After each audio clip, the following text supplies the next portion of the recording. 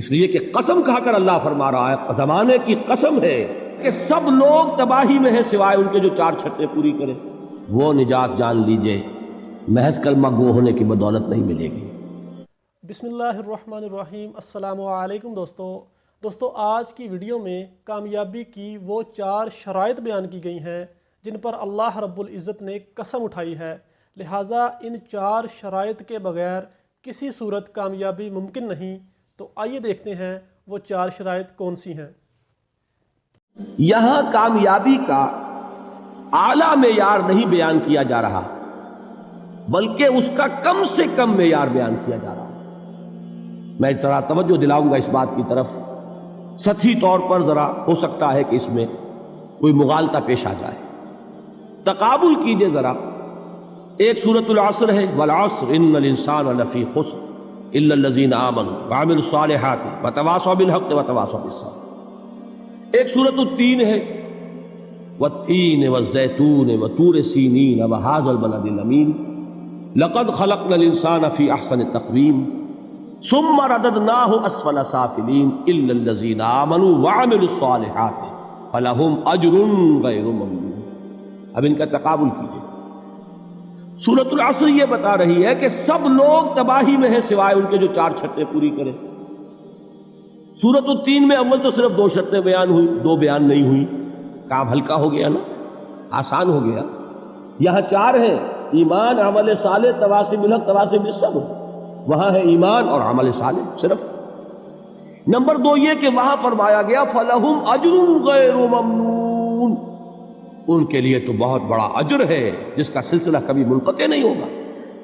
اور یہاں کہا جا رہا ہے وہ کامیابی ناکامی سے بچ جائیں گے۔ مستثنیٰ ہے کس سے؟ ان الانسان لفی خسر۔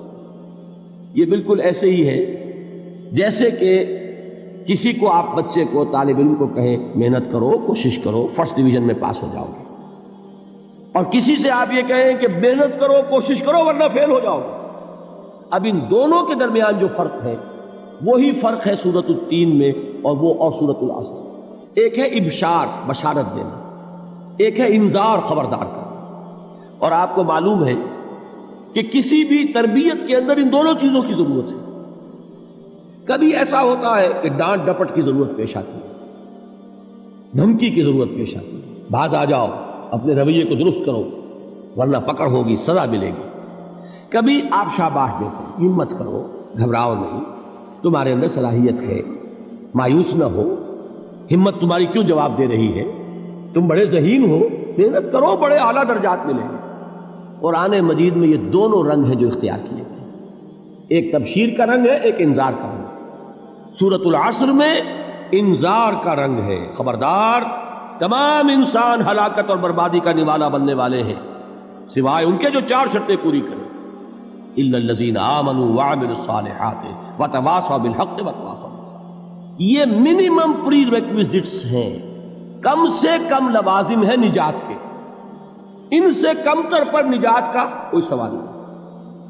اس لیے کہ قسم کھا کر اللہ فرما رہا ہے، زمانے کی قسم ہے، تمام انسان خسارے میں ہیں سوائے ان کے جو 4 شرطیں پوری کریں۔ تو تیسری چیز ذہن میں یہ رکھیے، یہ 4 شرطیں لازم ہیں، یہ بہت اہم نکتہ ہے۔ تو غور کیجئے، قرآن بیان کر رہا ہے کہ 4 شرطیں ہیں نجات کی، اور آپ کے دل میں یہ بات بٹھا دی گئی ہے کہ صرف کلمہ گو ہونا نجات کے لیے کافی ہے، صرف ایمان سے نجات ہو جائے گی۔ یہ بات جو ہے ذہن میں رکھیے، ایک نجات وہ ہے جو ہزار برس تک جہنم میں کوئلہ بننے کے بعد نجات ہو، میں اس نجات کی بات نہیں کرتا۔ وہ نجات تو ملے گی یقیناً۔ جس شخص کے دل میں رائی کے دانے کے برابر بھی ایمان ہوگا، وہ اپنے اعمال کی، اپنے کرتوتوں کی سزا بھگت کر بالآخر جنت کے اندر داخل کیا جائے گا، جہنم سے نکالا جائے گا۔ اور نکالا جائے گا تو اس وقت حال کیا ہوگا؟ جیسے جلا ہوا کوئلہ، اس کے سوا کچھ نہیں۔ حدیث میں اس کی شرح آئی ہے۔ لیکن یہ نجات نہیں، نجات وہ کہ جو اللہ تعالیٰ میدان حشر ہی میں ہماری مغفرت کا اعلان فرمائے، اللہ تعالیٰ اول وہلے میں ہمیں جنت میں داخل فرمائے، اس نجات کی بات کر رہا ہوں۔ وہ نجات جان لیجئے محض کلمہ گو ہونے کی بدولت نہیں ملے گی۔